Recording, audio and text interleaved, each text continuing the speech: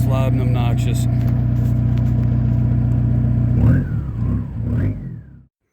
Alright, so coming home from a highway trip yesterday, my exhaust starts sounding funny, so let's see if it sounds normal or it sounds like something's falling off. Oh yeah, that's loud and obnoxious.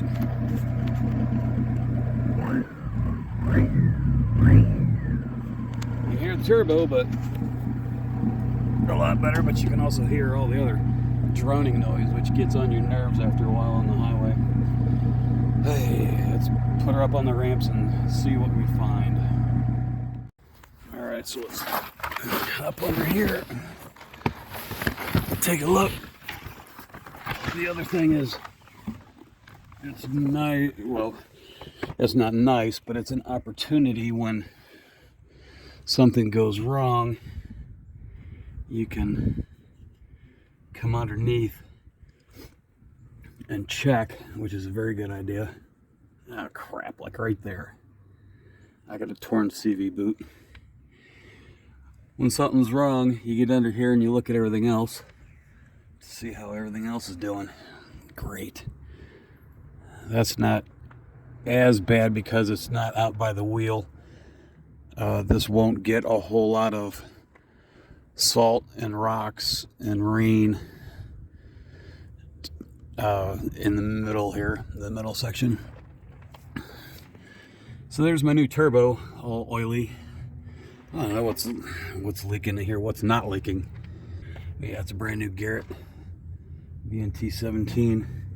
It's actually a hybrid. It's a VN 17 turbo in a VNT 15 housing. So it's a direct bolt up. All right, so back here, I had this welded couple. Wow, right there. There's our culprit. Well, shoot, that's an easy fix. We don't have to go to the junkyard for that, or the muffler shop. So that's no big deal. All right, cool. Up here by flex pipe, that's where it gets expensive. So what I'm gonna do is measure that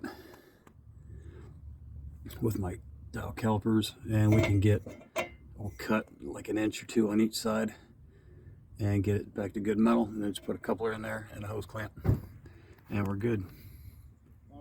So I cut through one, I cut through the other. What do I find? A double wall.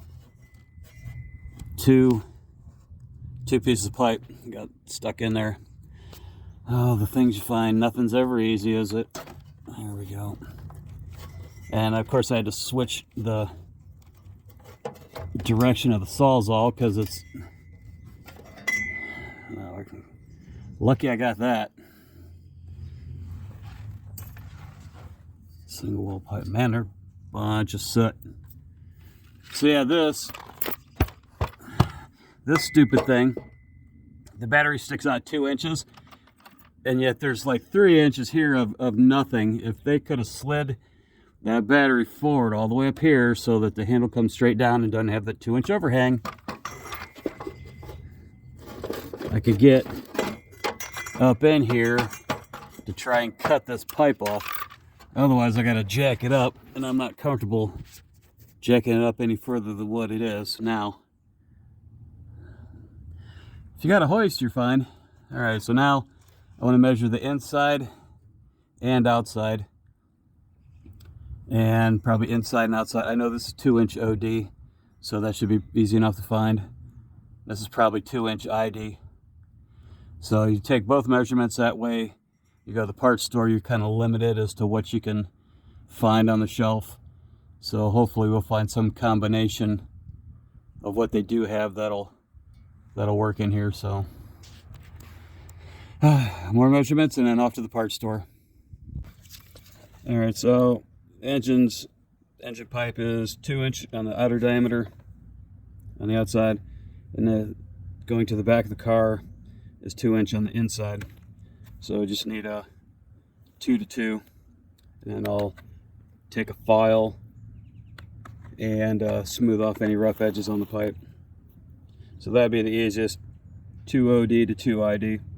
And there's just over a 3-inch gap between where we had to cut. So what I'll probably do is get a piece of 2-inch that's like 6 inches or a foot long, and just cut it to size.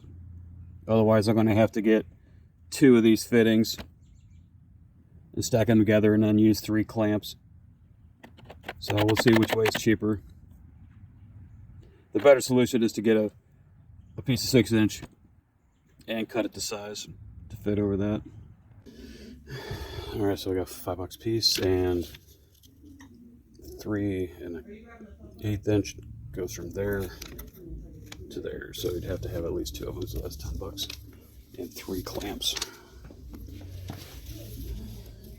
If you go 2 foot, it's only $13, which is way more than we need. Right here, 18 inch. This guy. So for $10, we can get as long as we need. Plus, the nice thing is, I'll probably be cutting it right here. I'll have a foot left over for the next time I do exhaust work on something that's got 2-inch pipe. So, double bonus, $10, and I get a lot left over. So we're gonna go with that.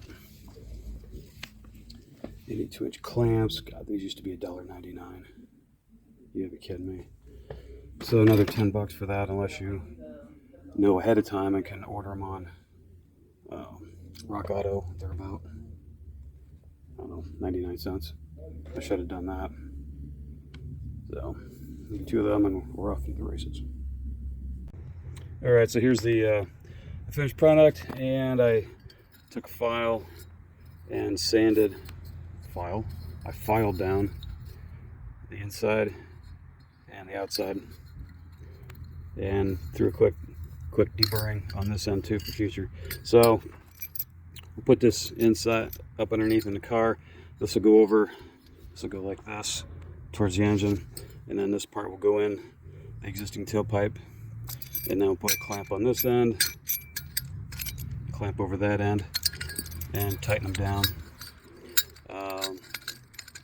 I use Never Sees on here, so it'll go over that, and I'll put it about right there, right in the middle. So where the shoulder is, you want it right about in the middle, maybe a little bit towards the end. And then on this here, if it comes in about 1 inch, you want somewhere in the middle. And I crank them down just enough to keep them tight. I don't like when people torque the living piss out of this and then squash the pipe. You don't need to do that. If it comes loose in 6 months to a year, you just crank it down a little more. That way when you take them off someday, they'll slide right off and this will pull out, and you don't need to cut and cut and cut.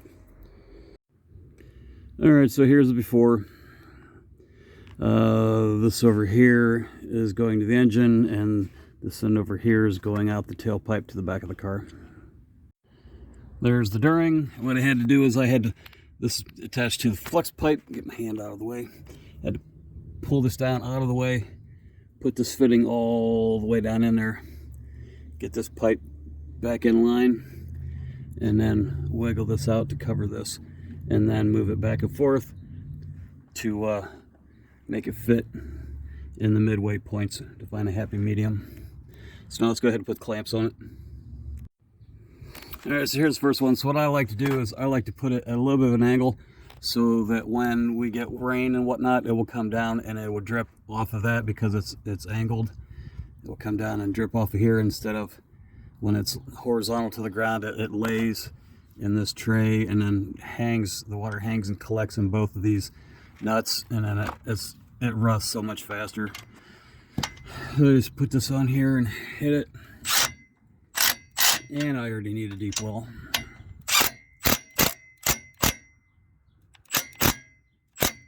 Maybe not. Yeah, that one's done.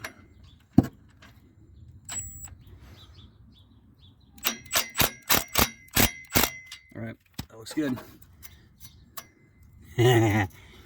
It spins, so that's not quite tight enough. We'll have to get the deep well out and tighten that up some more. Alright, I got the one, let's get the other one now. Alright, now let's check it. Oh yeah, she ain't going nowhere. Extra aga-daga, just for good measure.